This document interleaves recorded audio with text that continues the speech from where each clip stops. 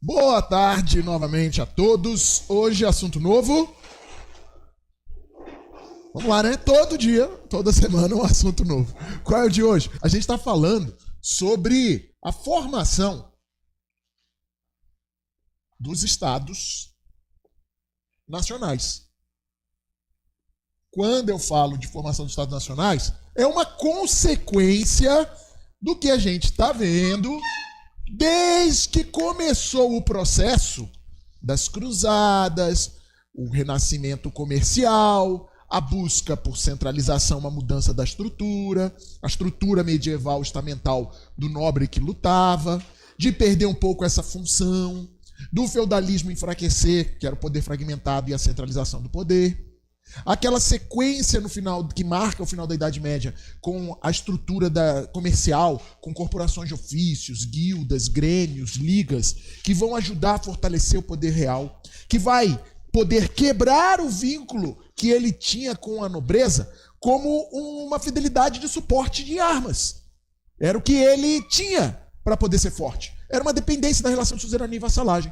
Com esse processo de unificação, a burguesia, essa nova aliança, fez com que o monarca ele recebesse tributo suficiente para ele poder construir a sua própria força militar.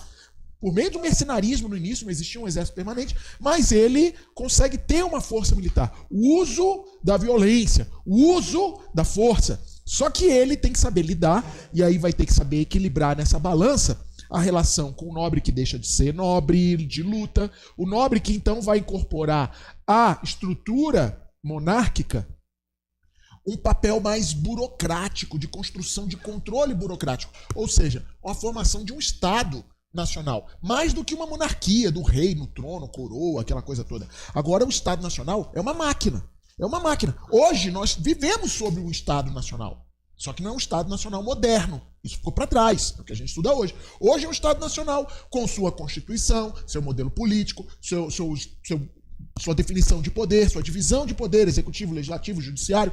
Como que se construiu isso?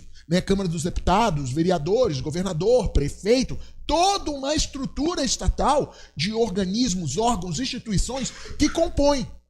Para chegar nesse modelo de hoje, a gente estuda história para entender esse processo, a gente está vendo tudo acontecer. E a gente sabe que o comércio, a burguesia, a construção da burguesia foi fundamental para que abandonasse aqueles valores medievais do teocentrismo, para entrar o antropocentrismo, a questão do humanismo, tudo isso que levou, então, à centralização do poder. Então, antes da gente ver os exemplos, porque é importante, quando a gente estuda o Estado Nacional, a formação dos Estados Nacionais, a gente está vendo como se forma o que vai ter o seu ápice, que a gente está vendo formar um Estado Nacional moderno, a gente vai ter um ápice, onde? No chamado poder absoluto. O famoso absolutismo. E onde o absolutismo ele é visível? O absolutismo vamos lá, pelas definições do livro, quando um monarca ele consegue ter uma autoridade para tomar decisões, acumulando poder, tendo soberania e atribuindo a ele, ou sendo atribuído a ele, o direito de executar as coisas do jeito que ele quer. Ou seja, ele se tornar num ápice o próprio Estado. É o símbolo máximo desse poder concentrado, é o absolutismo no modelo francês, que tem como figura central um monarca chamado Luís XIV, que tinha alcunha, o apelido de o Rei Sol, que atribui a ele a frase, né, L'État c'est moi, quer dizer, o Estado sou eu. Existiu esse modelo do ápice. Vamos ver hoje sobre Luís XIV e toda a trajetória dessa construção. Na aula que vem, nós vamos falar sobre o modelo inglês, que é um modelo totalmente diferente, construído com uma outra base, porque a Inglaterra teve a Magna Carta, teve a limitação do poder do rei, teve a questão do conselho, a questão do parlamento, da Câmara dos Lords, a Câmara dos Comuns. Então a Inglaterra é um modelo que você fica, mas como é que o poder absoluto na Inglaterra vai funcionar se existe um parlamento? Se existe um parlamento, é um poder dividido, que funciona como um poder legislativo. Então a Inglaterra é um outro modelo. Tanto é um outro modelo que vai ter a Revolução Inglesa, que vai explodir lá e vai alimentar uma nova onda de aulas que a gente vai assistir, que é o quê? A Era das Revoluções. Porque o modelo que acontece na Revolução Inglesa é aquele que vai combater esse poder absoluto. É aquele que vai prezar pela liberdade de expressão, de propriedade privada, de imprensa, liberdade de ser feliz. Então a Revolução Inglesa vai trazer isso. E a Revolução Inglesa ela acontece 100 anos antes da Revolução Francesa. Revolução Francesa, que já já a gente entra, 1789, a inglesa aconteceu em 1688 e 89, 100 anos antes. Que separa a Revolução Inglesa da Francesa? Separa um movimento intelectual que vai ganhar corpo na França, chamado de...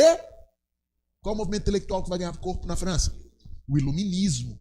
O Iluminismo vai ter efeitos muito fortes, praticamente imediatos, nas colônias. Nos Estados Unidos, colônia da Inglaterra, vai acontecer a independência dos Estados Unidos. No Brasil, também vai ter uma tentativa de emancipação, com a Inconfidência Mineira, que acontece em 1789, o mesmo ano que eclode a Revolução Francesa. Né? Então, beleza. Mas para as revoluções acontecerem, elas vão, vamos dizer assim, transbordar um nível de insatisfação que vai ser consequência de uma formação de um Estado nacional que vai ganhar poder absoluto, ou vai ser atribuído poder. E aí, então, a gente precisa entender de onde vem esse poder. E, pelo incrível que pareça, esse poder, ele vem de um movimento intelectual. Ele vem de pensadores, de filósofos, que vão debater a necessidade de ter que existir um Estado nacional. É uma coisa que não acontece. O rei pega uma espada ou pega um exército e ele fala assim, batendo no peito, agora eu que mando aqui. Não, existe toda uma base teórica que vai construir esse poder do rei. E essa base, a gente pode falar que ela vem dentro do direito civil, por meio de leis naturais, ou ela pode vir pelo direito divino, que é a teoria do direito divino de uma soberania do rei dada por Deus, que é a teoria do direito divino. Então nós temos alguns pensadores que a prova da PrEP adora explorar, saber se você sabe diferenciar esses pensadores. E nos livros da bibliografia, são 3 que se destacam mais. Um deles, pensando o seguinte, isso aqui, esses caras que eu estou falando, a gente vai atribuir a eles o título de teóricos políticos. Vocês vão encontrar em alguns livros uma definição que é um pouco exagerada, porque ainda está em construção o absolutismo. O absolutismo ele é construído, são os teóricos absolutistas. Mas ele nada mais do que são teóricos políticos. Eles vão dar embasamento político. O primeiro deles, que eu posso falar, se chama Nicolau Maquiavel. Já ouviram falar muito de Maquiavel, não é? Todo mundo estoura Maquiavel, fala de Maquiavel. Fala do livro dele. Qual é o livro de Maquiavel? O Príncipe. E o que trata? Quem é Maquiavel? Maquiavel é um florentino, um cara de Florença, região toscana, norte da Itália, muito rica. Era um cara que era um secretário do grande personagem, um grande mecena que tinha na região da Itália. A Itália ainda não existe como país. A Itália está toda fragmentada em cidades e estados. A gente viu que se unificou a França, a Inglaterra, a Espanha, Portugal. Esses se formaram como nações, como reinos. O Sacro Império Romano, que engloba regiões como Prússia, Bavária, Hanover, outras como Áustria, Ducado da Áustria, Suíça, cantões helvéticos, Holanda, Província Unida. Esses estão num processo de independência e formação. A Holanda vai entrar num período, vai entrar numa guerra de independência para poder se livrar de quem administra ela, que é a Espanha. Mas, vamos falar sobre isso, mas vai acontecer isso só no século XVII. A independência de fato da Holanda. E tem uma influência muito forte na história do Brasil. O Brasil holandês, é tudo nesse período, tá? Do século XVII. Bom, quando se fala de Maquiavel, para situar quem era o cara, era um secretário, então, da família do Lorenzo de Médici, o grande personalidade dos mecenas da região de Florença. Grande incentivador, grande banqueiro, grande incentivador de obras de arte, de esculturas, de pinturas, contratante de artistas, por isso chamado mecena, muito rico, de uma família muito rica, a família Médici. E ele, nós vamos ouvir falar mais vezes de Médici, eu falei de Médici, na verdade, na aula de Renascimento. Ele é um secretário do Lorenzo de Médici. Só que ele tem um período de cair em desgraça, alguns conflitos com a França, alguns conflitos entre essas cidades e estados italianas. Lorenzo de Médici cai, depois volta. E quando Maquiavel, depois de um certo exílio, ele tenta readquirir o prestígio com a família de Médici, ele escreve o Príncipe. Ele escreve o Príncipe praticamente como um manual de instruções para se chegar e se manter no poder segundo os seus princípios diante de todo o cenário conflituoso que vivia essa região da Itália. Então, algumas coisas são muito importantes para entender o Maquiavel. Tá? Caiu na prova do ano passado o Maquiavel. Né? Então, primeira coisa que a gente tem que entender que Maquiavel fala sobre as questões de diferença entre pessoa física e Estado, pessoa jurídica, empresas, pessoas normais, que é a chamada razão de Estado. Razão de Estado é o que dá o direito do Estado operar, segundo ele, operar e realizar o seu dia a dia, a sua governança, o seu reinado, diferente de pessoas normais. O Estado tem razões para operar, então, de uma forma mais prática ou pragmática. E no mundo cristão, em que a sociedade cristã é muito forte, é fundamental entender que para você chegar no poder e se manter no poder, segundo Maquiavel, além do pragmatismo, é a questão de você não poder colocar como pauta de avaliação de tomada de decisões a ética cristã. É o que diferencia uma pessoa normal para uma razão de Estado. Você normal não vai fazer justiça com as suas próprias leis, mas o Estado pode. O Estado pode prender, você não pode. O Estado pode até mandar executar e matar alguém, você não pode. Senão você vai ser preso pelo Estado. Ou seja, existem razões pelo Estado para a frase que atribui a ele, os fins justificam os meios. Então, quando Maquiavel fala que o Estado, existe a razão do Estado, e a ética religiosa, a ética cristã não pode estar acima, ele está falando de como o Estado deve agir, e ele vai criar essa ideia de razão de Estado. Então você tem a obra O Príncipe, a razão de Estado, os fins justificam o meio, a ética cristã, que não pode ser considerada na hora de uma tomada de decisão, como um governante deve agir, se ele tiver que ser um leão, se ele tiver que ser uma raposa. Quais são os atributos de um bom governante? A sorte, a virtude, a fortuna, ou seja, a sorte, vamos dizer assim, você está no lugar certo na hora certa, você ter sorte, mas você também ser uma pessoa virtuosa para poder realizar o que você tem que fazer. Então, tem que fazer, faça. Isso é o que Maquiavel escreve no Príncipe e manda entregar para seu admirado ex-chefe, família Médici. Tá? Isso no século XVI ainda. Então, não podemos dizer que ele é um teórico do absolutismo, mas ele é uma grande base da teoria da formação política de um Estado nacional.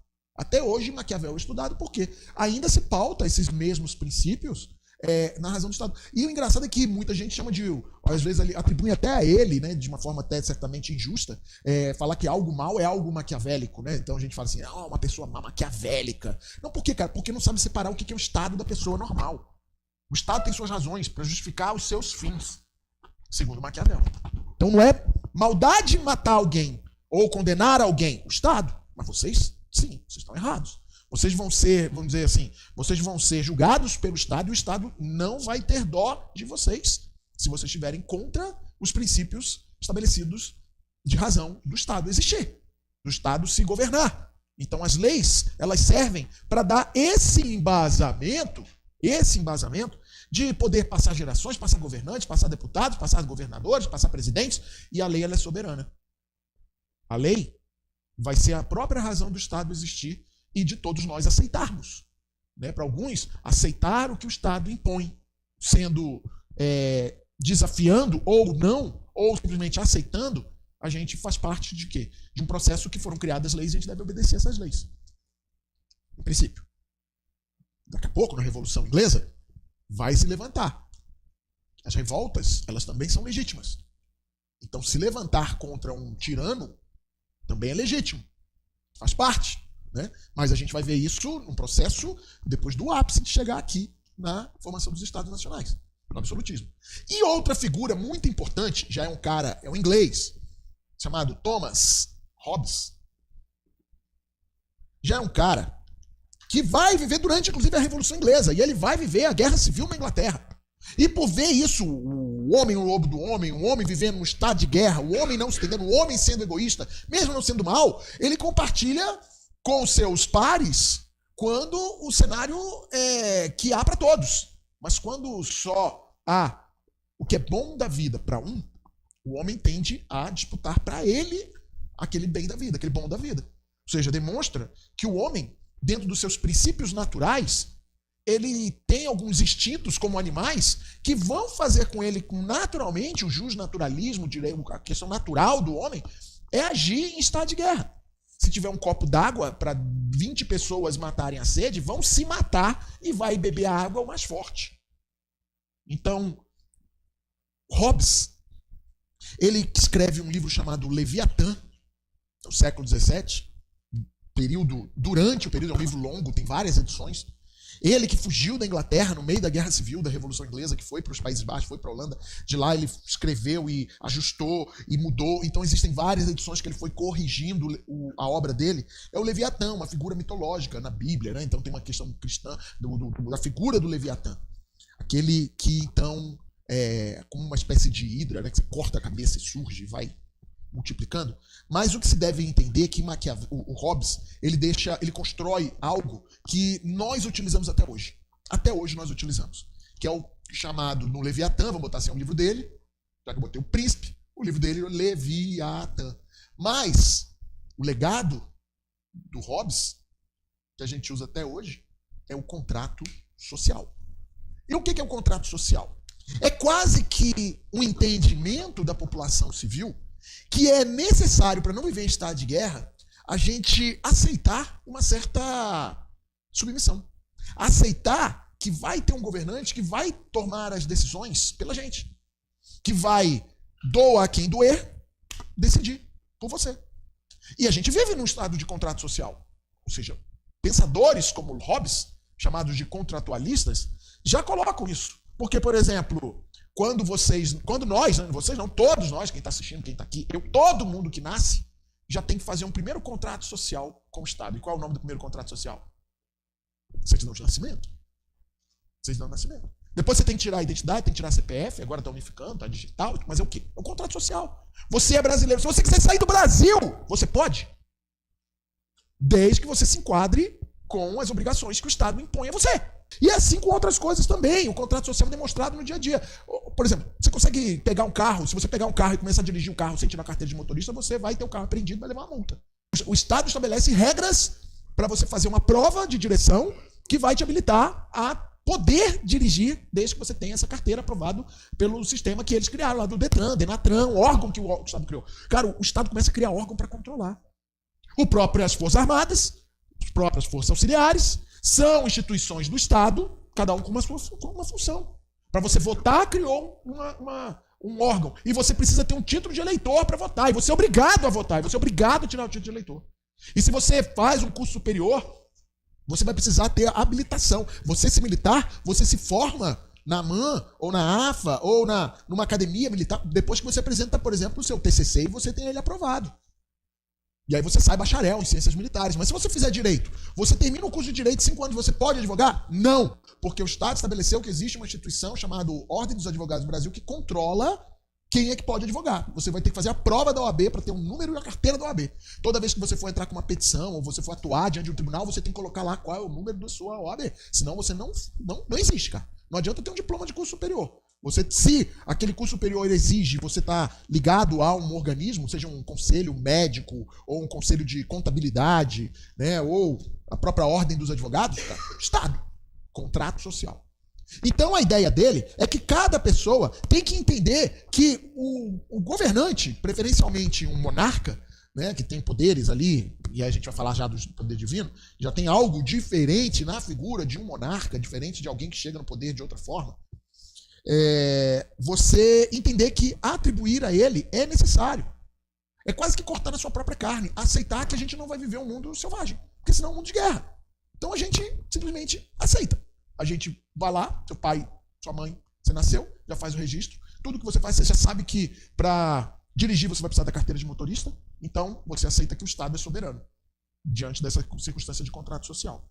Então Hobbes vamos dizer assim, é um grande símbolo, um grande representante dessa ideia, que diferencia de Maquiavel, que Maquiavel fala muito sobre a ética cristã como razão de Estado, de poder deixar de lado por causa da razão de Estado. Aqui você tem que aceitar, gente. Aceita, que é melhor você aceitar, que você vai delegar a alguém, atribuir a alguém o poder de te governar. Alguém vai mandar em tudo e vai tomar decisões por você, porque vai ser melhor para você. É o bem coletivo. Então essa é a ideia do contrato social. Aí, nós temos que olhar também que existe esse embasamento, estamos falando de teóricos políticos, pensadores políticos, tá? Ali do século XVI, século XVII, a formação do Estado moderno. A gente vai para o lado da teoria do direito divino, da questão da religiosidade daquele seu governante. Isso também cai muito na prova das PSECs. Querer saber quem são e as características. E aí nós destacamos também 2 camaradas. Um deles, chamado Baudin. Jean Baudin. Pelo nome a gente já percebe que ele tem a nacionalidade, ou o nascimento dele, onde? Território francês, França. Jean Baudin. Jean Baudin é um teólogo também do século XVI, que vai debater a questão da soberania como um direito do rei. Uma soberania que é importante para a família, importante para organizar o Estado, uma soberania que não é compartilhada. Isso é atribuído ao governante, ao monarca, pelo poder divino. A soberania não compartilhada. Não compartilhada. E o outro que tem um peso muito forte e é mais explorado, o pensamento dele, é um outro chamado Jacques-Bénigne Bossuet. Também francês.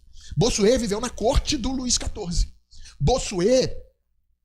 Luís XIV construiu um palácio para poder controlar, tipo assim, né, mantenha os seus adversários, seus inimigos e todos aqueles que podem colocar em risco o seu reinado, o seu governo, o seu poder, coloque ele ao alcance da sua vista. E aí ele faz o quê? Ele reforma uma casa de caça e faz um palácio, chamado de Palácio de Versalhes.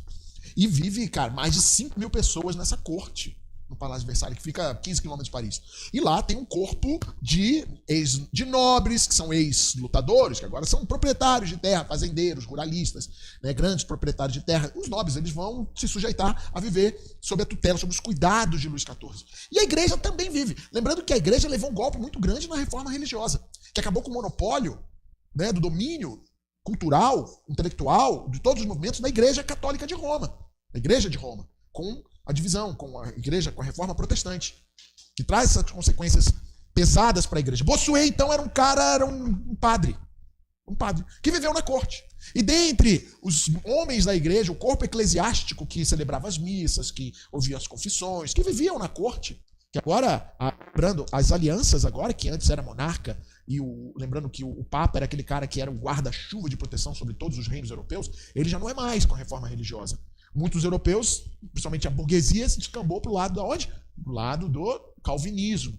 Né? Enquanto a Igreja Católica, então, ela se aproximou cada vez mais de alguns monarcas para poder preservar o poder monárquico, aquela estrutura ainda medieval da sociedade estamental. Então a Igreja combate o protestantismo, mas se une àquele que também quer combater o protestantismo, porque o protestantismo é muito identificado com as raízes de formação da burguesia, que é ela que destruiu, vamos dizer assim, a ideia da sociedade estamental, que estava muito confortável para quem estava lá em cima, no topo da pirâmide, privilegiados. E aí quem vai lá e mexe com a estrutura? Burguesia. E ainda racha com a igreja. E a Igreja Católica e a Igreja Protestante, elas têm um embate. Já que a Igreja Protestante, que se forma o calvinismo, o luteranismo, o próprio anglicanismo, que é um pouco diferente, como a gente já viu, como esses acabam se aproximando muito da burguesia, a Igreja Católica se aproxima mais de quem? Da nobreza. Principalmente para reforçar o poder do rei, com a chamada teoria do direito divino. E aí você entra o Bossuet, como um cara que é um padre no Palácio de Versalhes, o padre de Luís XIV. E ele é um cara que vai, vamos dizer assim, podemos até dizer que ele usa a autoridade da igreja que ele tem, o conhecimento religioso que ele tem, para fazer um trabalho que você pensa assim, cara, é um círculo vicioso, porque ele diz para Luís XIV que você é um cara iluminado, você, como diz ele, você é rei porque Deus quer. E atentar contra você, Luís XIV, é atentar contra o próprio Deus. E aí, o Luís XIV do lado de cá recebe isso, cara, com carinho, com afago, dizendo assim, cara, você é o cara. E, pô, e quem que é o cara que diz isso para Luís XIV? É o Bossuet. Então, o Bossuet também tem estendido um tapete vermelho. Porque um alimenta desde o ego até os interesses políticos um do outro, cara. Então, Bossuet é o cara da teoria do direito divino. Isso pode cair na prova? Pode. Como caiu ano passado e apontou Maquiavel. Como já caiu Bossuet, como já caiu Hobbes em anos anteriores. Peguem as provas anteriores, vocês vão ver. Baudin nunca caiu. Baudin nunca caiu. Não. Baudin destacado falando sobre soberania nunca caiu. Por exemplo, eu fiz aqui, claro, não passei os slides aqui, mas o slide é para vocês, já está na internet, né, para vocês se situarem e poder fazer um resumo de estudo sempre. Então aqui, Maquiavel, olha lá, o pragmatismo, a rejeição da moralidade cristã, o leão e a raposa, ou seja, tem que agir com uma fortaleza, o selvagem, brabo. Ou às vezes você tem que ser esperto, tem que ser malandro, para você conquistar as coisas que você acha que o Estado precisa conquistar. Para cada fim, há um meio adequado. E assim está na prova do ano passado, essa frase. E aí você tem, além de Maquiavel, você tem Hobbes, que é a necessidade de um governo forte, o contrato social. O homem é o lobo do homem. Então você tem essa linha como direitos naturais, leis naturais, o direito das leis civis.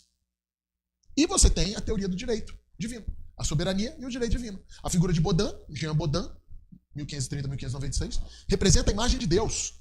Olha isso, cara. Imagina para o monarca ouvir, cara, você é a própria imagem de Deus. Você é a imagem de Deus. A soberania não tão, como você é a imagem de Deus, não tem que compartilhar. Por que você vai compartilhar se você é a imagem de Deus? Não faz sentido. Os 6 livros da República, o livro dele tem lá, todas as leis da natureza nos guiam para a monarquia, que tem um soberano Deus. Então olha o poder que ele está atribuindo e as pessoas, cara, ficam até acanhadas. Como é que você vai desafiar um rei se ele é a própria imagem de Deus?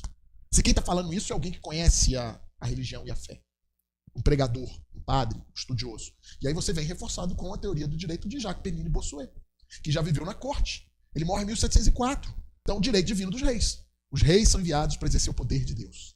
Então, esses dois modelos políticos, seja pelo direito divino, seja pelo poder político, eles vão dar um embasamento.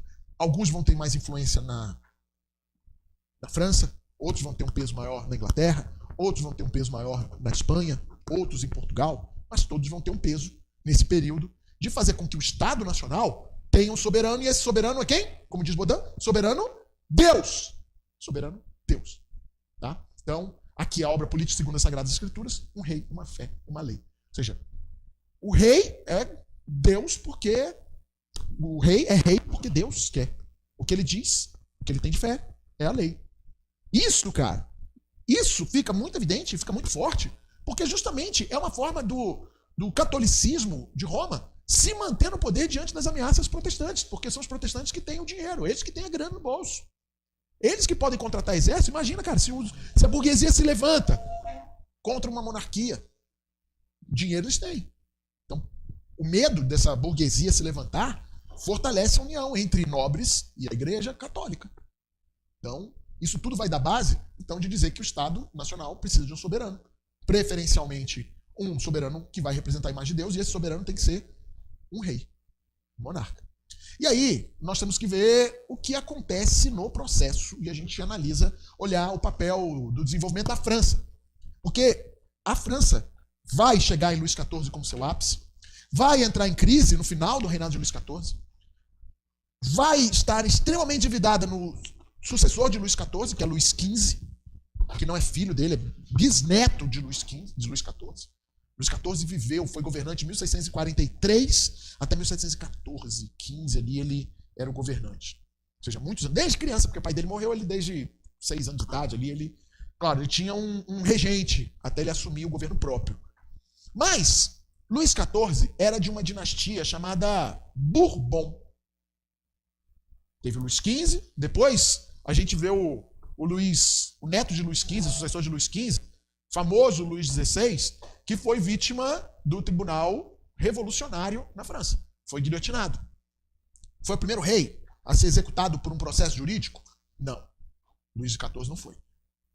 O fim, né, vamos dizer assim, do rei, do monarca francês, foi a guilhotina na Revolução Francesa. Mas a Revolução Inglesa também teve um fim de execução, só não foi na guilhotina, foi com carrasco e machado, que foi o rei Carlos I na Inglaterra, Charles I.